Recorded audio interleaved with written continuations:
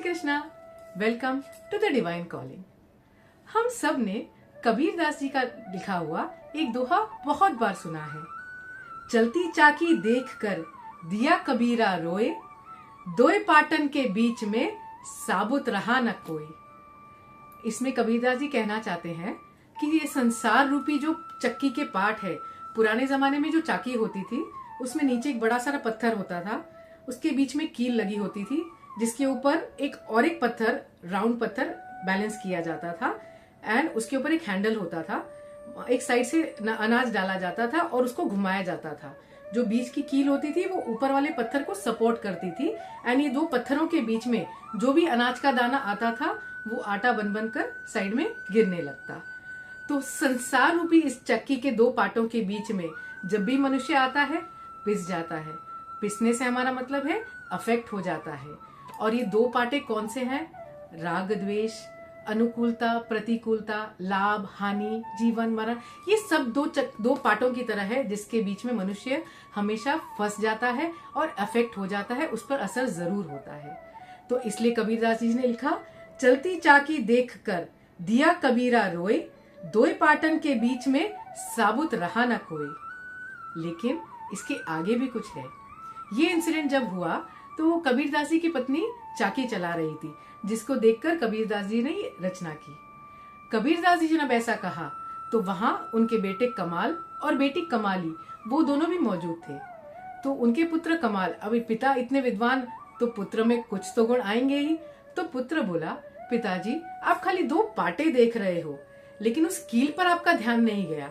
ये दो चक्की जैसे मैंने एक्सप्लेन करी, जो दो पार्ट होते थे, नीचे वाली पार्ट के ऊपर एक बीच में एक लंबा सा लोहे का या पत्थर का कील होता था जो एक पिलर टाइप का होता था छोटा, जो ऊपर वाले पार्ट को बैलेंस करता था ताकि वो हेवायर ना चला जाए। तो कमाल ने कहा, पिताजी आपने दो पार्ट तो देखे बट आपका ध्यान उस कील पर नहीं गया। उस कील के नजदीक जो दाना रह जाता है वो जब चाकी चलाते हैं तो कील के आजू बाजू जो ऊपर वाला पत्थर होता था उसका होल काफी वाइड होता था जहां से अनाज पोर किया जाता था, अनाज डाला जाता था। तो जो अनाज एकदम कील से सटके रह जाता था वो पिसता नहीं था। जो पाटे के बीच में आता था दो पत्थरों के बीच में, वो ही पिसता था खाली। तो कमाल ने क्या कहा उस पर देख अपने पिताजी से, चलती चाकी देख कर हंसा कमाल ठठाए, कील सहारे जो रहे बाल न बाका जाए। या इसका और एक वर्जन है, कील सहारे जो रहे ताही काल न खाए। मतलब जो दाना वो कील के पास रह गया वो पिसता नहीं है। ऐसे ही वो कील, अभी क्या सिनोनिम है, कील का सिनोनिम क्या है? परमात्मा।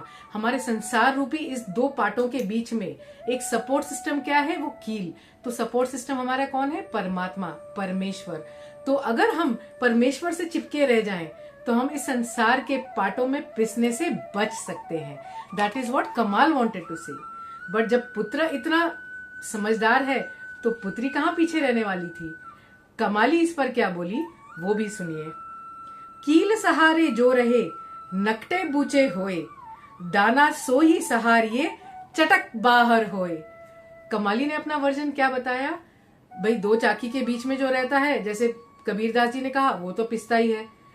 भाई कमाल ने क्या कहा कि जो कील के सहारे रह जाता है वो बच जाता है। लेकिन कमाली क्या बोली, कील के सहारे भी जो रहता है ना, एक आध बार तो कोई रगड़क लगी जाती है। तो नकटे बूचे होए मतलब थोड़ा बहुत तो अनाज इधर उधर से घिसी जाता है।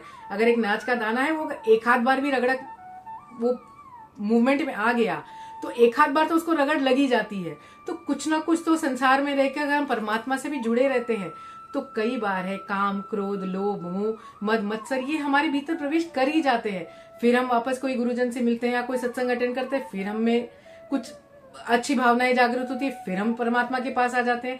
फिर लेकिन कोई संसार का लालच हमें अपने पास खींच लेता है। तो कील के सहारे भी जो रहता है उसको एक हाथ रगड़ तो लगी जाती है। लेकिन ऐसा दाना बेस्ट है जिसको पोर करते ही फर्स्ट बार जब घुमाया तभी वो दाना उड़ के बाहर निकल जाता है, तो संसार से बाहर निकल जाता है।